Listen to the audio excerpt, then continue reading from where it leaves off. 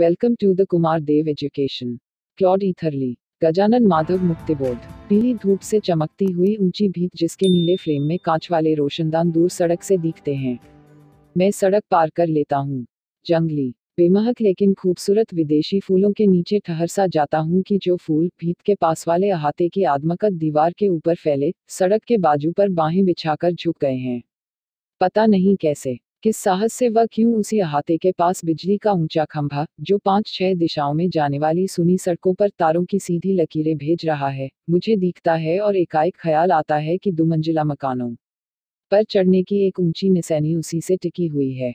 शायद ऐसे मकानों की लंब तड़ंग भीतों की रचना अभी भी पुराने ढंग से होती है। सहज जिज्ञासावश देखे कहाँ क्या होता है। दृश्य कौन से दिखाई देते हैं। मैं उस निशानी पर चढ़ जाता हूँ और सामने वाली पीली ऊंची भीत के नीली फ्रेम वाले रोशनदान में से मेरी निगाहें पार निकल जाती हैं और मैं स्तब्ध हो उठता हूँ। छत से टंगे ढिलाई से गोल गोल घूमते पंखे के नीचे द पीली स्फटिक सी तेज आंखें और लंबी शिलवटों भरा तंग मोतिया चेहरा है जो ठीक उन्हीं ऊंचे रोशनदानों में से भीतर से बाहर पार जाने के लिए ही मानो अपनी दृष्टि केंद्रित कर रहा है। आंखों से आंखें लड़ पड़ती हैं, ध्यान से एक दूसरे की ओर देखती है। स्तब्ध, एकाग्र, आश्चर्य। सांस के साथ शब्द निकले। ऐसी ही कोई आवाज उसने भी की होगी। चेहरा बहुत बुरा नहीं है, अच्छा है, भला आदमी मालूम होता है। पैंट पर शर्ट ढीली पड़ गई है, लेकिन यह क्या। मैं नीचे उतर पड़ता हूँ। चुपचाप रास्ता चलने लगता हूँ। कम से कम 2 फलांग दूरी पर एक आदमी मिलता है। सिर्फ एक आदमी। इतनी बड़ी सड़क होने पर भी लोग नहीं। क्यों नहीं पूछने पर वह शख्स कहता है, शहर तो इस पार है, उस ओर है। वहीं कहीं इस सड़क पर बिल्डिंग का पिछवाड़ा पड़ता है। देखते नहीं हो। मैंने उसका चेहरा देखा ध्यान से। बाईं और दाहिनी भौहें नाक के शुरू पर मिल गई थी। खुरदुरा चेहरा, पम जाबी कहला सकता था। वह संदेह जनाना आदमी होने की संभावना रखता है। नारी तुल्य पुरुष जिनका विकास किशोर काव्य में विशेषज्ञों का विषय है। इतने में मैंने उससे स्वाभाविक रूप से अति सहज बनकर पूछा, यह पीली बिल्डिंग कौन सी है। उसने मुझ पर अविश्वास करते हुए कहा, जानते नहीं हो। यह पागलखाना है, प्रसिद्ध पागलखाना। अच्छा। का एक लहरदार डैश लगाकर मैं चुप हो गया और नीची निगाह किए चलने लगा। और फिर हम दोनों के बीच दूरियां चौड़ी होकर गोल होने लगी। हमारे साथ हमारे सिफर भी चलने लगे। अपने अपने शून्यों की खिड़कियां खोलकर हम दोनों ने एक दूसरे की तरफ देखा कि आपस में बात कर सकते हैं या नहीं। कि इतने में उसने मुझसे पूछा, आप क्या काम करते हैं। मैंने झेप कर कहा, मैं उठाई गिरा। समझिए क्यों, जो है सो बताइए। पता नहीं क्यों, मैं बहुत ईमानदारी की जिंदगी जीता हूँ, झूठ नहीं बोला करता, पर स्त्री को नहीं देखता, रिश्वत नहीं लेता, भ्रष्टाचारी नहीं हूँ, दगा या फरेब नहीं करता, अलबत्ता कर्ज मुझ पर जरूर है जो मैं चुका नहीं पाता। फिर भी कमाई की रकम कर्ज में जाती है। इस पर भी मैं यह सोचता हूँ कि बुनियादी तौर से बेईमान हूँ। इसीलिए मैंने अपने को पुलिस की जबान में उठाई गिरा कहा, मैं लेखक हूँ। अब बताइए आप क्या हैं। वह सिर्फ हंस दिया, कहा कुछ नहीं। जरा देर से उसका मुंह खुला। उसने कहा, मैं भी आप ही हूँ।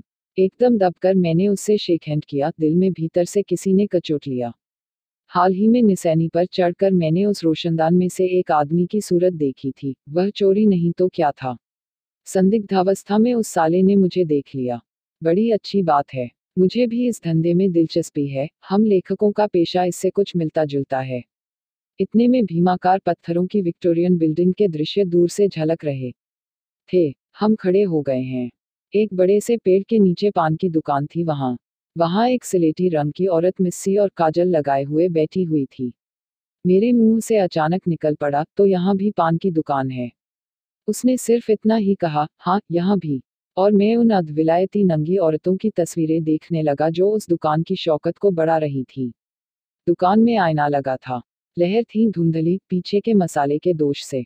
ज्यों ही उसमें मैं अपना मुंह देखता, बिगड़ा नजर आता। कभी मोटा लंबा तो कभी चौड़ा, कभी नाक एकदम छोटी तो एकदम लंबी और मोटी।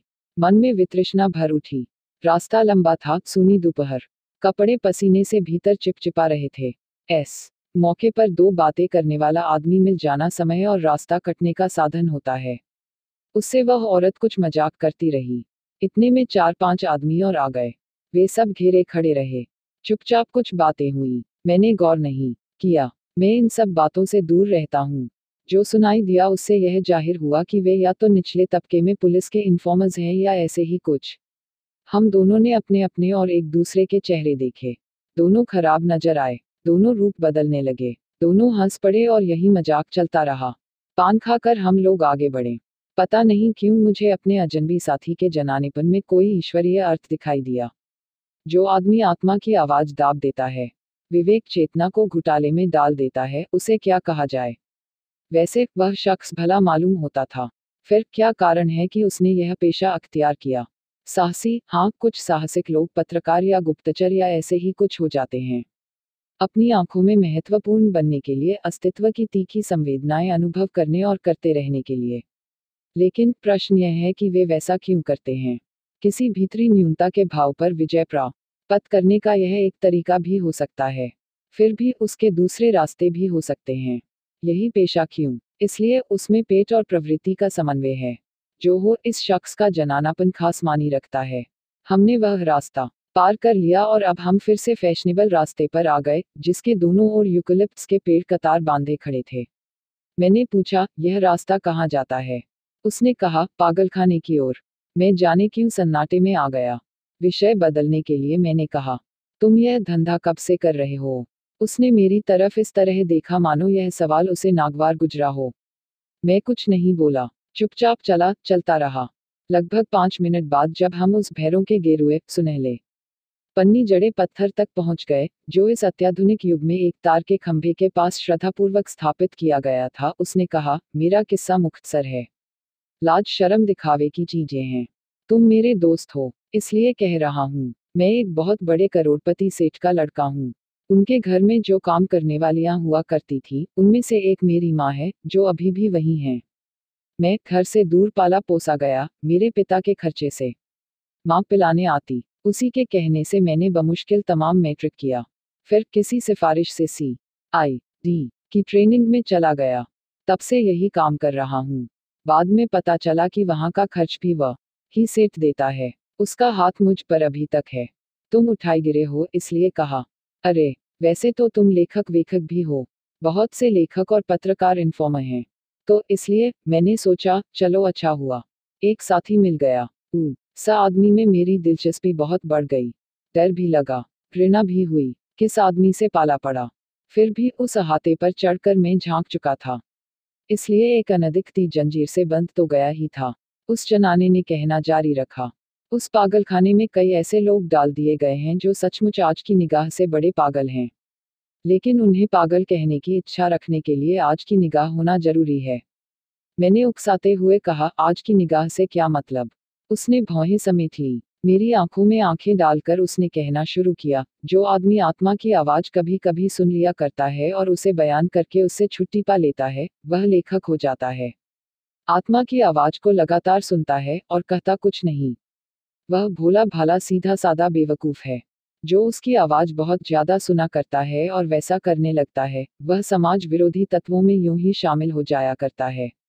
लेकिन जो आदमी तमा की आवाज जरूरत से ज्यादा सुन करके हमेशा बेचैन रहा करता है और उस बेचैनी में भीतर के हुक्म का पालन करता है, वह निहायत पागल है। पुराने जमाने में संत हो सकता था, आजकल उसे पागलखाने में डाल दिया जाता है। मुझे शक हुआ कि मैं किसी फैंटेसी में रह रहा हूँ। यह कोई ऐसा वैसा कोई गुप्तचर नहीं है।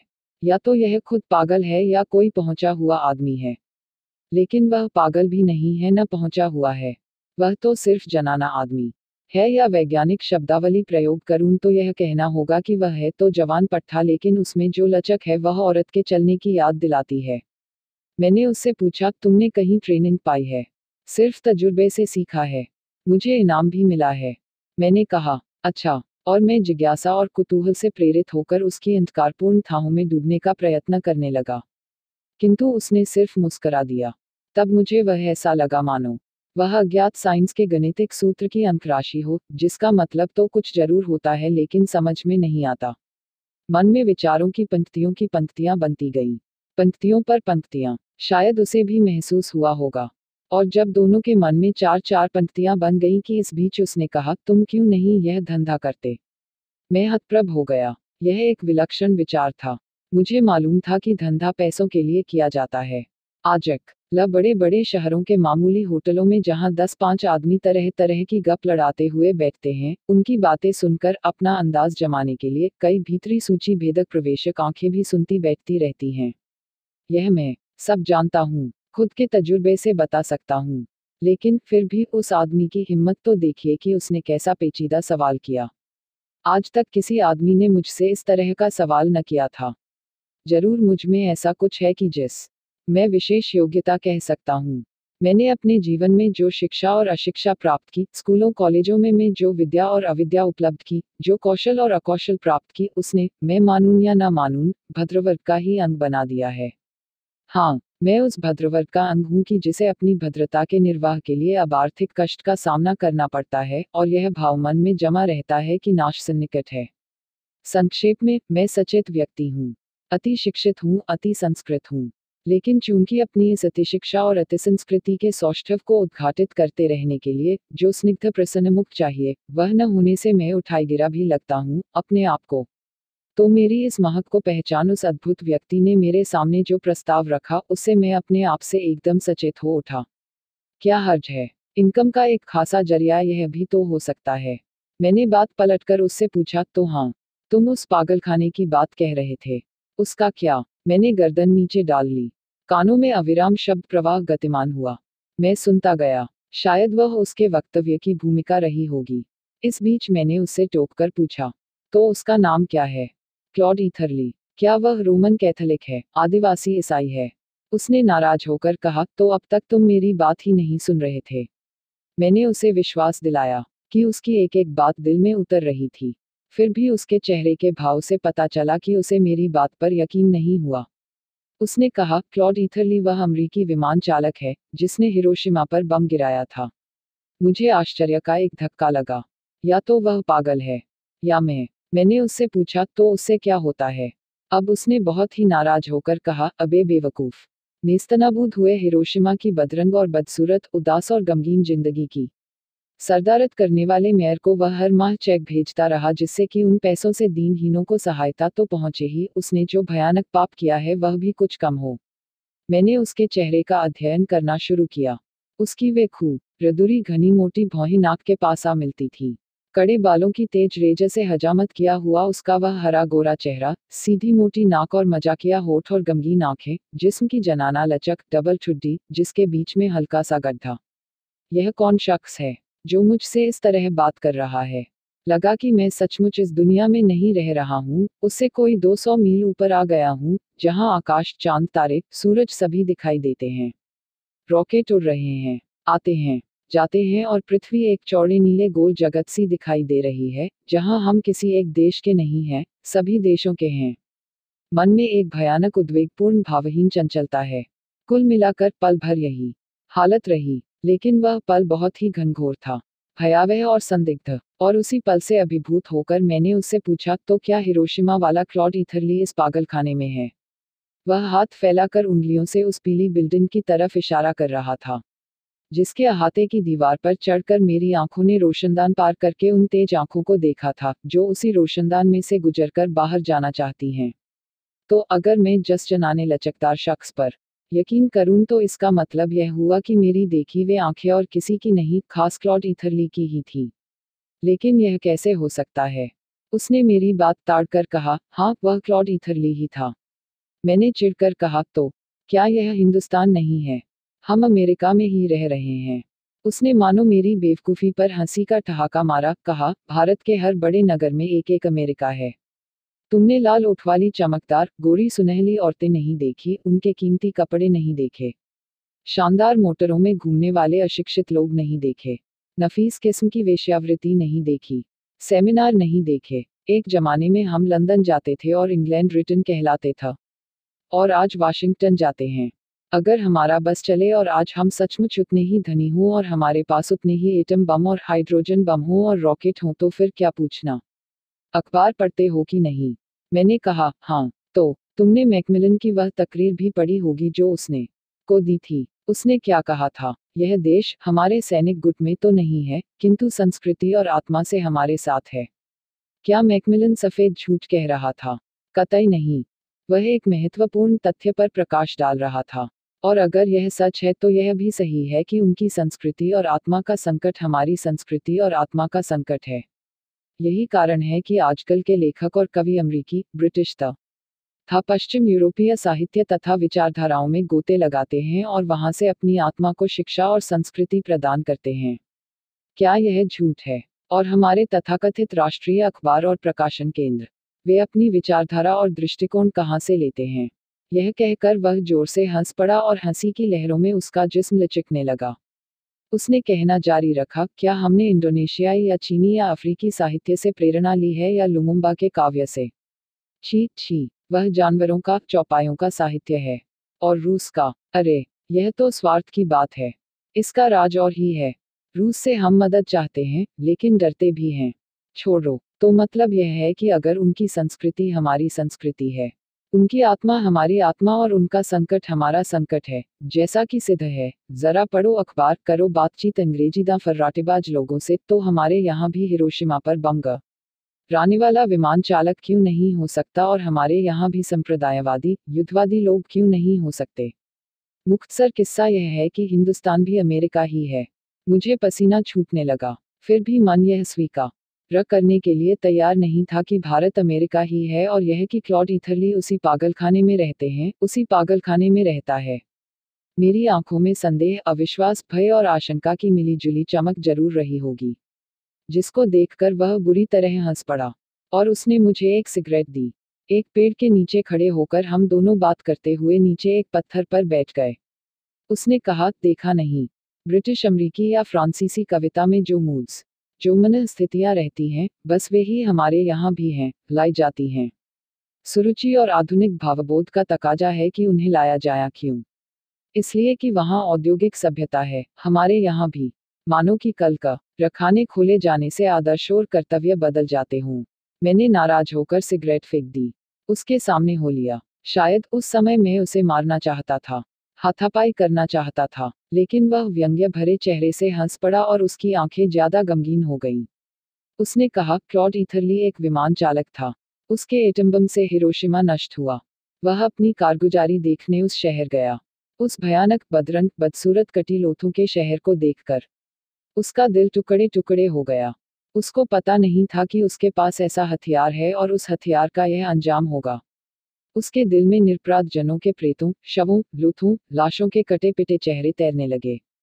उसके हृदय में करुणा उमड़ आई। उधर अमरीकी सरकार ने उसे इनाम दिया। वह वॉर हीरो हो गया। लेकिन उसकी आत्मा कहती थी कि उसने पाप किया, जघन्य पाप किया है। उसे दंड मिलना ही चाहिए। नहीं, लेकिन उसका देश तो उसे हीरो मानता था। अब क्या किया जाए? उसने सरकारी नौकरी छोड़ दी, मामूली से मामूली काम किया, लेकिन फिर भी वह वॉर हीरो था, महान था। क्लॉड ईथरली महानता नहीं, दंड चाहता था, दंड। उसने वारदातें शुरू की जिससे कि वह गिरफ्तार हो सके और जेल में डाला जा सके, किंतु प्रमाण के अभाव में वह हर बार छोड़ दिया गया। उसने घोषित किया कि वह पापी है, उसे दंड मिलना चाहिए, उसने निरपराध जनों की हत्या की है, उसे दंड दो, हे ईश्वर। लेकिन अमरीकी व्यवस्था उसे पाप नहीं, महान कार्य मानती थी, देशभक्ति मानती थी। जब उसने ईथरली की ये हरकतें देखी तो उसे पागलखाने में डाल दिया। टेक्सास प्रांत में वायो नाम की एक जगह है, वहां उसका दिमाग दुरुस्त करने के लिए उसे डाल दिया गया। वहां वह 4 साल तक रहा, लेकिन उसका पागलपन दुरुस्त नहीं हो सका। 4 साल बाद वह वहां से छूटा तो उसे राय एल मेंटूथ नाम का एक गुंडा मिला। उसकी मदद से उसने कघरों पर धावा मारा। आखिर में साथी के वह पकड़ लिया गया। मुकदमा चला, कोई फायदा नहीं। जब यह मालूम हुआ कि वह कौन है और क्या चाहता है तो उसे तुरंत छोड़ दिया गया। उसके बाद उसने डल्लॉस नाम की एक जगह के कैशियर पर सशस्त्र आक्रमण किया। परिणाम कुछ नहीं निकला, क्योंकि बड़े सैनिक अधिकारियों को यह महसूस हुआ कि ऐसे प्रख्यात युद्धवीर को मामूली उचक्का और चोर कहकर उसकी बदनामी न हो। इसलिए उसके उस प्राप्त पद की रक्षा करने के लिए उसे फिर से पागलखाने में डाल दिया गया। यह है क्लॉड ईथरली। ईथरली की ईमानदारी पर अविश्वास करने की किसी को शंका ही नहीं रही। उसकी जीवन कथा की फिल्म बनाने का अधिकार खरीदने के लिए कंपनी ने उसे 1 लाख रुपए देने का प्रस्ताव रखा। उसने कतई इनकार कर दिया। उसके इस अस्वीकार से सबके सामने यह जाहिर हो गया कि वह झूठा और फरेबी नहीं है। वह बन नहीं रहा। कौन नहीं जानता कि क्लॉड ईथरली अणु युद्ध का विरोध करने वाली आत्मा की आवाज का दूसरा नाम है। हाँ, ईथरली मानसिक रोगी नहीं है। आध्यात्मिक अशांति का, आध्यात्मिक उद्विग्नता का ज्वलंत प्रतीक है। क्या इससे तुम इनकार करते हो? उसके हाथ की सिगरेट कभी की नीचे गिर चुकी थी। वह जनाना आदमी तमतमा उठा था। चेहरे पर बेचैनी की मलिनता छाई थी। वह कहता गया, इस आध्यात्मिक अशांति, इस आध्यात्मिक उद्विग्नता को समझने वाले लोग कितने हैं? उन्हें विचित्र, विलक्षण, विक्ष पत कहकर पागलखाने में डालने की इच्छा रखने वाले लोग न जाने कितने हैं। इसलिए पुराने जमाने में हमारे बहुतेरे विद्रोही संतों को भी पागल कहा गया। आज भी बहुतों को पागल कहा जाता है। अगर वह बहुत तुच्छ हुए तो सिर्फ उनकी उपेक्षा की जाती है, जिससे कि उनकी बात प्रकट न हो और फैल न जाए। हमारे अपने अपने मन, हृदय, मस्तिष्क में ऐसा ही एक पागलखाना है, जहां हम उन उच्च, पवित्र और विद्रोही विचारों और भावों को फेंक देते हैं, जिससे कि धीरे धीरे या तो वह खुद बदलकर समझौतावादी पोशाक पहन सभ्य भद्र हो जाए, यानी दुरुस्त हो जाए, या उसी पागलखाने में पड़ा रहे। मैं हतप्रभ तो हो ही गया, साथ ही साथ उसकी इस कहानी पर मुग्ध भी। उस जीवन कथा से अत्यधिक प्रभावित होकर मैंने पूछा, तो क्या यह कहानी सच्ची है? उसने जवाब दिया, भई वाह, अमरीकी साहित्य पढ़ते हो कि नहीं? ब्रिटिश भी नहीं, तो क्या पढ़ते हो? खाक। अरे भाई, रूस पर तो अनेक भाषाओं में कई पुस्तकें निकल गई हैं, तो क्या पत्थर जानकारी रखते हो? विश्वास न हो तो खंडन करो, जाओ टिटोलो, और इस बीच में इसी पागलखाने की सैर करवा लाता हूँ। मैंने हाथ हिलाकर इनकार करते हुए कहा, नहीं, मुझे नहीं जाना। क्यों नहीं? उसने झिड़क कर कहा, आजकल हमारे अवचेतन में हमारी आत्मा आ गई है, चेतन में स्वहित और अधिचेतन में समाज से सामंजस्य का आदर्श, भले ही वह बुरा समाज क्यों न हो। यही आज के जीवन विवेक का रहस्य है। तुमको वहां की सैर करनी होगी। मैं तुम्हें पागलखाने ले चल रहा हूँ, लेकिन पिछले दरवाजे से नहीं, खुले अगले से। रास्ते में मैंने उससे कहा, मैं यह मानने के लिए तैयार नहीं हूँ कि भारत अमेरिका है। तुम कुछ भी कहो, न वह कभी हो सकता है, न वह कभी होगा ही। इस बात को उसने उड़ा दिया। उसे चाहिए था कि वह उस बात का जवाब देता। उसने सिर्फ इतना कहा, मुश्किल यह है कि तुम मेरी बात नहीं समझते। मैंने कहा, कैसे? क्लॉड ईथरली, हमारे यहाँ भले ही देह रूप में न रहे, लेकिन आत्मा की वैसी बेचैनी रखने वाले लोग तो यहाँ रह ही सकते हैं। मैंने अविश्वास प्रकट करके उसके प्रति घृणा भाव व्यक्त करते हुए कहा, यह भी ठीक नहीं मालूम होता। उसने कहा, क्यों नहीं? देश के प्रति ईमानदारी रखने वाले लोगों के मन में व्यापक पापाचारों के प्रति कोई व्यक्तिगत भावना नहीं रहती क्या? समझा नहीं? मतलब यह कि ऐसे बहुतेरे लोग हैं जो पापाचार रूपी, शोषण रूपी डाकुओं को अपनी छाती पर बैठा समझते हैं। वह डाकू न केवल बाहर का व्यक्ति है, वह उनके घर का आदमी भी है। समझने की कोशिश करो। मैंने भौहें उठाकर कहा, तो क्या हुआ? उद्धरण, यह कि उस व्यापक अन्याय को अनुभव करने वाले किंतु उसका विरोध करने वाले लोगों के अंतःकरण में व्यक्तिगत पाप भावना रहती ही है, रहनी चाहिए। ईथरली में और उनमें यह बुनियादी एकता और अभेद है। इससे सिद्ध क्या हुआ? इससे यह सिद्ध हुआ कि तुम सरीखे, सचेत, जागरूक, संवेदनशील जन क्लॉड ईथरली हैं। उसने मेरे दिल में खंजर मार दिया। हाँ, यह सच था, बिल्कुल सच। अवचेतन के अंधेरे तहखाने में पड़ी हुई आत्मा का विद्रोह करती है। आत्मा पापाचारों के लिए अपने आप को जिम्मेदार समझती है। हाय रे, यह मेरा भी तो रोग रहा है। मैंने अपने चेहरे को सख्त बना लिया, गंभीर होकर कहा, लेकिन ये सब बातें तुम मुझसे क्यों कह रहे हो? इसलिए कि मैं CID हूँ और मैं तुम्हारी स्क्रीनिंग कर रहा हूँ। मैं चाहता हूँ कि तुम मेरे विभाग से संबद्ध रहो। तुम इनकार क्यों करते हो? कहो कि यह तुम्हारी अंतरात्मा के अनुकूल है। तो क्या तुम मुझे टटोलने के लिए ये बातें कर रहे थे? और तुम्हारी ये सब बातें बनावटी थी, मेरे दिल का भेद लेने के लिए थी। बदमाश, मैं तो सिर्फ तुम्हारे अनुकूल प्रसंगों की जो हो सकती थी, वही कर रहा था। Thanks for watching. Like, share and subscribe.